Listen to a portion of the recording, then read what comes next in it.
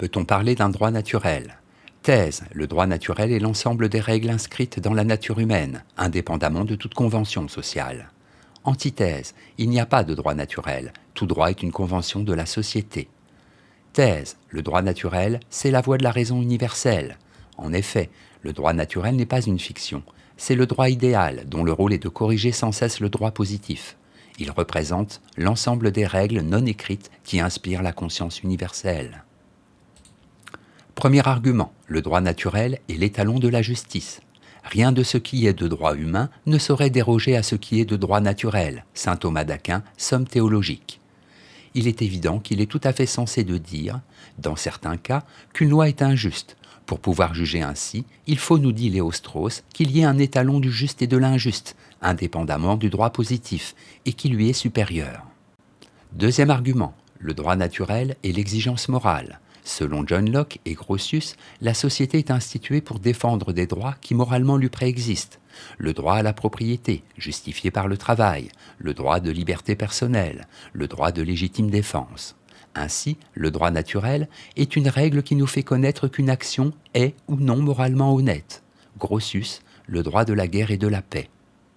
Troisième argument, le droit naturel, c'est l'idéal du droit. Idéalement, le droit positif devrait être la traduction du droit naturel.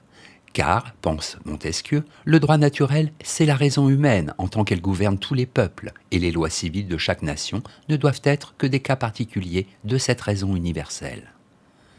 En bref, il existe un droit universel qui permet de juger si telle ou telle règle de droit particulière est bonne ou mauvaise. C'est le droit naturel. Antithèse, il n'y a pas de droit naturel. En effet, le droit est une chose sociale, une institution. C'est en tant que membre d'une collectivité constituée qu'un individu a des droits. La croyance en l'existence d'un droit naturel est donc une pure illusion. Premier argument, le droit est toujours fondé sur la contrainte. Le droit de nature est la liberté qu'a chacun d'user de son pouvoir propre, dit Hobbes dans le Léviathan. Dans ces conditions, l'état de nature est un état de guerre qui ne prend fin qu'avec l'état social ou état de droit, soit parce qu'un homme parvient à soumettre les autres, soit parce que les hommes conviennent d'abandonner leurs droits naturels à un pouvoir supérieur, capable de les contraindre et de vivre en paix. Deuxième argument, l'expérience dément l'hypothèse d'un droit naturel. En effet, si un droit naturel existait, on trouverait des lois constantes et universelles dans les différents droits positifs des nations. Or, il n'en est rien. On ne voit rien de juste ou d'injuste qui ne change de qualité en changeant de climat. Blaise Pascal les pensées. Troisième argument, le droit est par essence culturel. Il est impossible de penser les règles que se donne une société comme les expressions directes d'un droit naturel.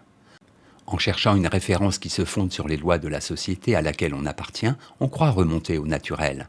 Mais le droit n'est jamais qu'un phénomène social, relatif à une culture donnée, devenu familier à force d'habitude. En bref, le droit ne peut se réclamer de la nature, puisqu'il est toujours l'expression d'une culture. Il est impossible d'évoquer un droit naturel. Synthèse. Lorsqu'aucune société réelle ne semble conforme aux exigences de la justice, il peut être tentant de chercher une référence juridique à la fois stable et inaltérable, indépendante des données contingentes de l'histoire, et qui serait donc naturelle. Tout comme on admet que le droit est fondé sur la morale, on va alors postuler que le droit positif ou écrit est fondé sur un droit naturel, servant de référence absolue et universelle. Cependant, la notion de droit naturel reste confuse, et on peut lui préférer celle de droit rationnel. En effet, le droit naturel ne peut pas être un droit qui existerait dans la nature. Ce n'est pas la nature mais la raison humaine qui institue le droit. Aussi, est-ce plutôt d'un droit rationnel qu'il conviendrait de se réclamer pour combattre les erreurs du droit positif. Note et commentaire, droit naturel, ce n'est pas la loi de la jungle et le droit du plus fort, mais au contraire, ce droit idéal auquel se réfère la raison pour juger du droit. Droit positif, droit écrit, droit tel qu'il est dans la réalité des sociétés organisées et qui fondent la justice empirique. Postuler, poser une affirmation comme vraie au départ d'une démonstration. Citation. Droit de la personnalité, de la nationalité, inviolabilité de la justice, respect de la personne. Ce ne sont pas de beaux instincts, mais autant de conquêtes pénibles et lentes de l'humanité sur elle-même. Georges Davy, le droit, l'idéalisme et l'expérience.